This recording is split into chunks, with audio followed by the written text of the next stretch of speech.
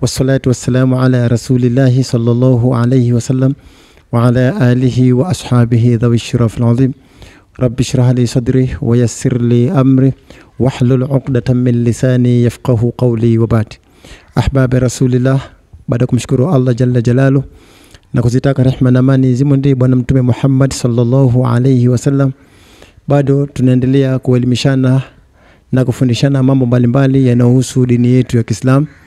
Tunamwomba Allah subhanahu wa ta'ala atujalie sisi ambao tunafuatilia na nyinyi ambao mnanifuatilia katika YouTube channel yangu muweze kufanikiwa katika hizi dua ambazo tunazisoma. Insha Allah leo nitakusomea dua hii, inasema lil mahabbati, dua ya kuongeza mapenzi katika ndoa.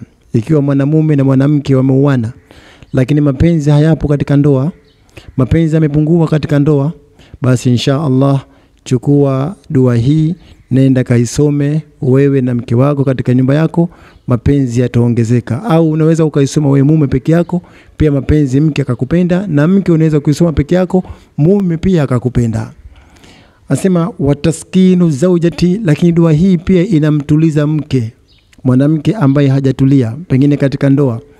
Yumo katika ndoa mke wako lakini bado hajatulia, mapepe bado hajatulia, mambo ni mengi, hakutii we mume, basi pendelea kuisoma dua hii kila baada ya swala.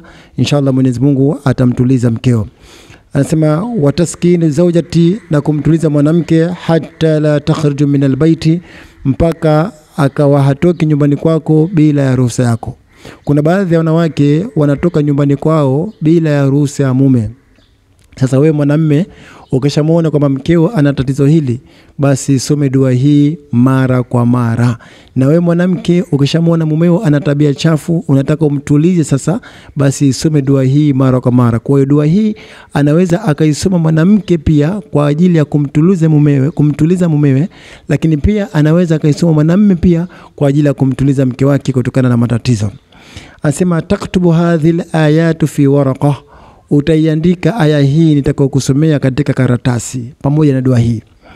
Ukishaandika watudfanu fil baiti, kisha karatasi ile utaizika katika nyumba yako, iwe kwenye mlango au iwe ndani. Kisha watadhau fawqaha hajarun thaqila, juu yake ukishaizika ile karatasi utaika jiwe lililokuwa zito. Kwa dua hii utaandika kwenye karatasi kwa zafarani au kwa peni, utaangalia mwenyewe, lakini kwa zafarani ni bora zaidi. Kwa utaandika kwenye karatasi dua hii, kisha baada ya hapo utaifukia katika nyumba yako. Utaangalia sehemu gani nzuri wa kuifukia dua hii. Ukishafukia juu yake sasa kwenye leshimo utaweka jiwe zito kabisa. Kisha utaacha nayo, utafanya mambo yako. Dua yenyewe inasema bismillahirrahmanirrahim. Allahumma harasta wa wafaita warabatta fulanatu binti fulanat.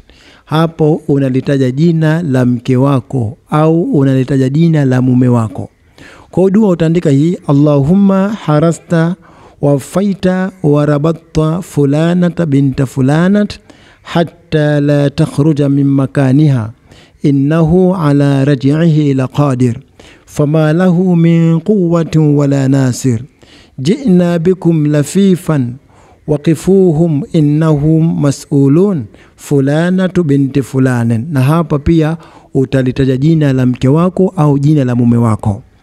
Kisha hatta la takhruja min baitiha wa sallallahu ala sayidina Muhammad wa ala alihi wa sahbihi wa sallam. Kwa dua hii utaandika kwenye karatasi, kisha utaenda kuifukia katika nyumba yako, kisha juu yake utaweka jiwe zito kabisa. Dua yenyewe ni hii hapa. Inshallah ukihitaji dua hii nitumie SMS kwa namba za WhatsApp ili nikuunge katika grupu langu upate faida kubwa kwa dua hizi inshallah. Namba zangu za WhatsApp ni 0777 799359.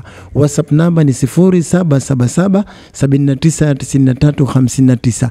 Dua hii narudia, Allahumma harasta wafaita warabatta fulanata binti fulanat hatta la takhruja min makaniha innahu ala raj'ihi laqadir fama lahu min quwwatin wala nasir ji'na bikum lafifan waqifuhum innahum mas'ulun fulanatu binti fulanatin hatta la takhruja min baytiha wa sallallahu ala sayyidina Muhammad wa ala alihi wa sahbihi wa sallam. Kwa inshallah dua hii utaiandika kwenye karatasi, kisha karatasi ile utaifukia katika nyumba yako. Basi kwa uwezo wa Allah subhanahu wa ta'ala, kama mume hatulii basi atatulia, kama mke hatulii pia basi na mke pia atatulia. Kwa hiyo dua hii unaweza kumfanyia mumeo au pia unaweza kumfanyia mkeo ambaye hatulii. Kwa hiyo nyote wawili inakuhusuni, mke na mume. Mmoja wapo kati ya watu wawili anaweza akamfanyia mwenzake, akishamuona mwenzake tu hatulii katika ndoa. Inshallah tuendelee kufuatilia vipindi hivi kwa sababu kuna faida nyingi sana zinakuja hapo mbele kwa uwezo wake Allah subhanahu wa ta'ala. Tukutane katika vipindi vinavyokuja mbele. Wassalamu alaikum wa rahmatullahi